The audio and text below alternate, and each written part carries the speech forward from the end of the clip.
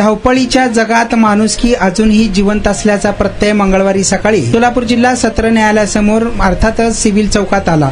येथे रस्त्यावर गंभीर जखमी अवस्थेत पडलेल्या एका इसमाला वकिलांनी पोलिसांच्या वेळेत केलेल्या मदतीमुळे नवे जीवदान मिळाले. सकाळी 11 वाजता ही घटना घडली असून 11 वाजण्याच्या सुमारास ॲडव्होकेट D.N. बडंगे यांच्या ऑफिस समोर एक व्यक्ती गंभीर जखमी अवस्थेत बेशुद्ध पडलेली दिसून आली. परिसरातील नागरिकांमध्ये एकच गोंधळ उडाला. रक्तबंबाळ अवस्थेत असलेल्या त्या व्यक्तीला तातडीने उपचाराची गरज होती. परिस्थितीचे गांभीर्य ओळखून बडंगे यांनी क्षणाचाही विलंब न करता थेट पोलीस कंट्रोल रूमला फोन लावला. त्यांच्या या एका फोनमुळे संपूर्ण यंत्रणा तातडीने हल्ली. सदर बाजार पोलीस ठाण्याचे बीट मार्शल आणि जेलरोड पोलिसाचे पोलीस अवघ्या काही मिनिटातच घटनास्थळी दाखल झाले. त्यांनी परिस्थितीचा आढावा घेत तातडीने 108 अँब्युलन्सला संपर्क साधला. पोलिसांच्या मदतीने जखमीला अत्यंत काळजीपूर्वक अँब्युलन्समध्ये हलवण्यात आले आणि पुढील उपचारासाठी छत्रपती शिवाजी महाराज सर्वोपचार रुग्णालयात दाखल करण्यात आले आहे. या संपूर्ण बचाव कार्यात रिजवान मंगलगिरी यांनीही सक्रिय सहभाग नोंदवला. जखमीला रुग्णालयात पोहोचण्यापासून ते आवश्यक ती मदत मिळवून देण्यापर्यंत त्यांनी पुढाकार घेतला. लोकप्रधान न्यूज, नारायण घंटे, सोलापूर.